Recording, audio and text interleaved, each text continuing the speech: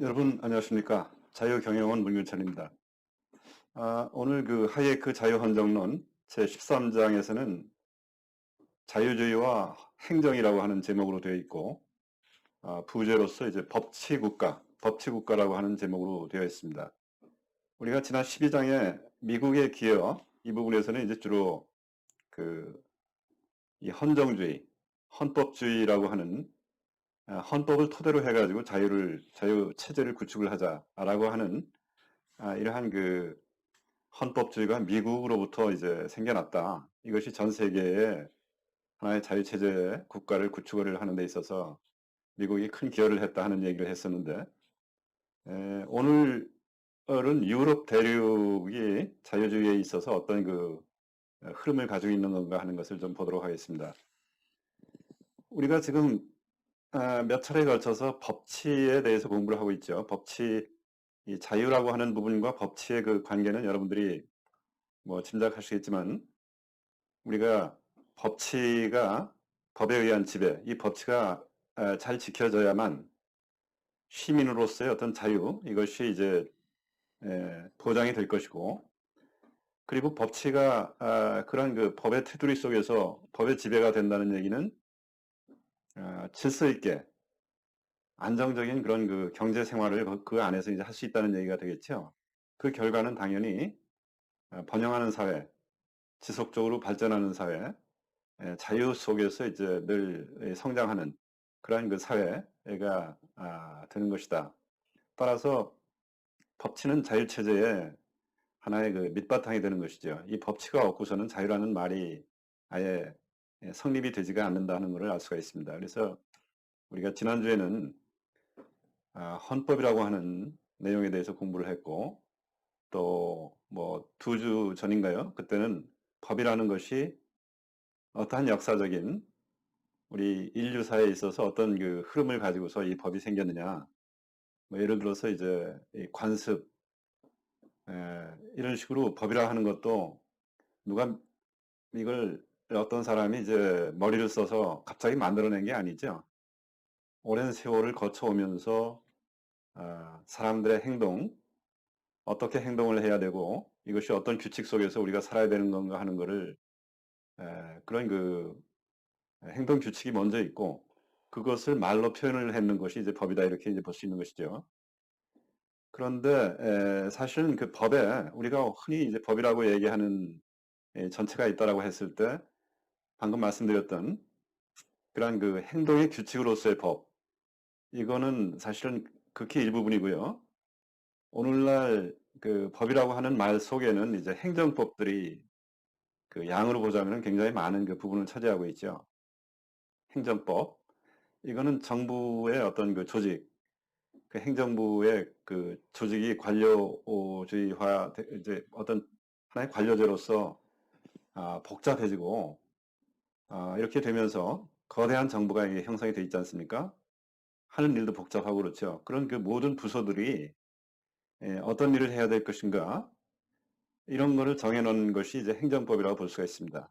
그런데 정부가 하는 일이니까 이것이 이제 우리 시민의 어떤 그 자유를 저해할 가능성이 상당히 있는 것이죠. 오늘 토의를 할 내용이 바로 이 행정법하고 이제 관련이 있는 그러한 내용입니다.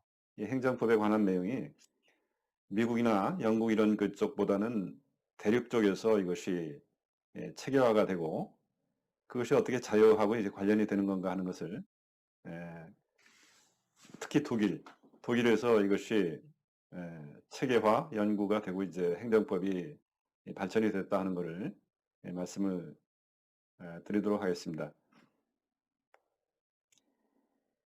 우선 오늘 주제 중에서 우선 프랑스 혁명을 먼저 좀 살펴볼 필요가 있겠어요. 프랑스 혁명은 1789년인가요? 프랑스 혁명이 이제 발발이 됐는데, 바스티유 감옥을 함락을 시킴으로써 이 혁명이 시작이 됐죠.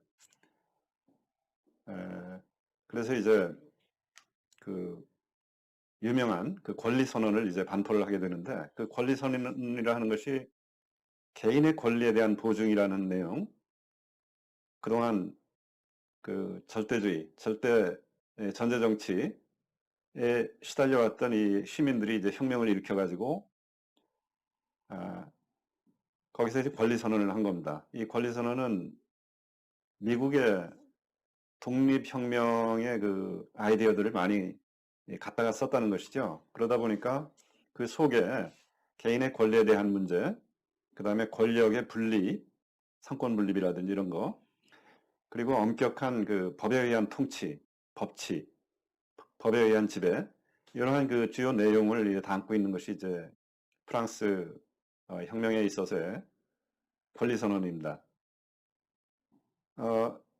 오늘날 이러한 그 자유주의 정부, 그 다음에 이 법치주의, 이런 그 내용을, 기본적인 내용을 다 담고 있다라고 볼 수 있는 것이죠. 근데 이제 문제는 이게 혁명에 의해서 생겼는 그런 게 되다 보니까 여기서 이제 아, 개인의 권리에 대한 보증, 이러한 그 대중 주권에 대한 대중 주권, 대중이 주권을 가져야 된다. 라고 국민 주권이죠. 이런 그 내용이 이제 전면에 나서기 시작이 된 거예요. 오늘날 우리가 이제 민주주의라고 하는 그 부분입니다. 그리고 동시에 엄격한 법률에 의한 통치, 법치죠. 그러니까 이제 프랑스 혁명의 정신을 우리가 논의하고 있는 주제하고 관련해서 보자면은 대중 주권, 국민이 모든 권력을 갖는다. 모든 권력은 국민으로부터 나온다. 대한민국 헌법도 이제 그러한 내용이 일조에 나와 있지 않습니까? 그것이 바로 대중 주권의 그 아이디어죠. 그리고 엄격한 법에 의해서 통치를 한다. 법치죠. 이 두 가지 정신이 이제 들어있는데 이론상으로는 그런데 이제 실제는 어떻게 되느냐 하면은 프랑스 혁명의 그 실제 모습은 법치라고 하는 부분은 선언은 됐지만 이것이 이제 뒷 배경으로 물러나고 왜냐하면 이제 혁명을 하다 보니까 이 국민 주권, 이 국민이 보물처럼 터져 나오는 이 그동안에 억눌려 있었던 이러한 그 주권을 행사하는 데에 이제 온갖 에너지가 이제 분출이 되다 보니까 법치라고 하는 것은 똑같이 선언은 됐지만 이거는 그냥 백그라운드 배경으로 이제 물러나 앉고 대중 주권이라고 하는 부분이 이제 말하자면 특세를 하게 된 것이죠. 그래서 사회가 이제 엄청난 그런 그 혼란 속에 이제 빠지다 보니까 이 나폴레옹이 다시 정권을 잡으면서 다시 왕정을 선언을 해버렸지 않습니까? 제정으로.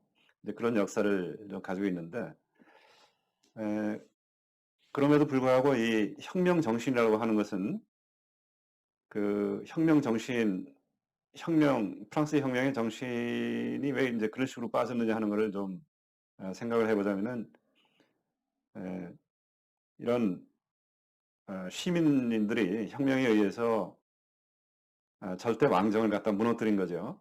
그렇게 하다 보니까 이제 그 다음에 모든 국가의 요구 이런 것은 앞으로는 국민 주권으로부터 나왔는 이 공화국이라고 하는 이, 이 국민 주권이 절대적인 그런 우선권을 갖는다. 뭐 이런 그 흐름으로 이제 간 것이죠. 이거를 이제 루소라는 사람이 그 일반 의지라는 표현으로 그렇게 이제 해가지고 유명하게 된 그러한 그 일반 의지 이것이 이제 바로 국가의 의지다.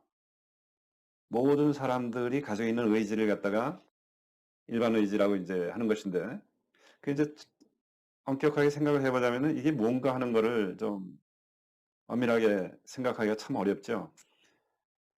이걸 통합된 이것을 일반 의지, 이것이 바로 국가의 의지다 하면서 이거를 내세우게 되면 이제 다른 거는 전부 아, 희생해도 좋다라고 하는 그 분위기가 바로 그 프랑스 혁명의 정신이 된 것이죠. 그래서 이제 그렇기 때문에 이렇게 해서 나왔는 권력에 대해서는 어떠한 그 아, 뭔가 이것이 국민의 어떤 자유를 희생할 가능성이 혹시 있는 건가라고 하는 영국식의 미국이라든지 이런 데서 이렇게 늘 염려를 했었던 그러한 그 어, 어떤 심의하고자 하는 국민의 그 자유가 혹시 침해되는 것이 아닌가 하는 이런 그 부분에 대한 보호, 이거에 대해서는 전혀 좀 신경을 쓰지 않았다. 이런 그 분위기가 이제 만연이 됐다고 볼 수 있는 것이죠. 그렇게 되면서 주로 행정기관, 이 국가의 어떤 행정을 담당을 하고 있는 그 행정부라고 볼 수 있는 이 행정기관이 아무 제어를 받지 않고 자기의 권력을 행사하는 그런 그 분위기로 이제 흘렀다 이렇게 볼 수가 있습니다. 모든 혁명은 마찬가지일 거예요, 아마. 그래서 뭐 우리나라의 경우에도 뭐 촛불혁명이라는 말을 많이 하지 않습니까? 그러면서 이제 이것이 바로 프랑스 혁명을 모태로 해서 한 것이다. 뭐 이런 말도 많이 이제 하고 그랬었는데 이와 같이 혁명을 내세우는 그 사람들은 언제나 그 혁명 정신이다 하면서 이것이 국민 전체의 일반 의지이기 때문에 여기에 토를 달지 마라. 일종의 이제 강압적인 그런 분위기로 몰고 가죠. 그렇게 하면서 이제 이것이 바로 프랑스 혁명 때 이제 프랑스 유럽 대륙에서 있었던 그런 그 분위기라고 볼 수가 있겠습니다. 그렇게 하면서 이제 그 정부 행정부의 이러한 그 관료 조직이 상당히 비대해지고 하나의 관료제가 득세를 하는 그런 그 분위기가 됐다. 이것이 이제 어쩌면 또 한국에도 또 적용이 되는 것 같아요. 한국도 지금 현재 공무원 수를 마구 늘리고 있죠. 이것이 이제 관료제를 비대하게 만드는 거라고 볼 수가 있는 건데, 뭐 경영학에서는 이제 파킨슨의 법칙이라는 것이 있습니다. 어떤 관료 조직을 갖다 늘려놓으면은 일이 별로 없을 것 같은데 이 관료제 속에 들어가 있는 이 사람들은 스스로 일을 만듭니다. 당연히 자기들의 어떤 논리를 자가 발전을 하면서 굉장히 바쁘게 일을 하는 스스로의 일을 만들죠. 그래서 이것이 이제 파킨슨의 법칙인데 아무리 많이 공무원을 늘려놔도 그 사람들은 늘 바쁜 일을 만듭니다. 뭐 공무원 시험이 뭐 수십 대 1 이렇게 이제 경쟁이 치열하다 하는 것을 봤을 때 여러 가지 생각들이 많이 드는데요. 이것이 결코 좋은 현상이라 볼 수는 없는 것이죠. 이 젊은이들이 뭔가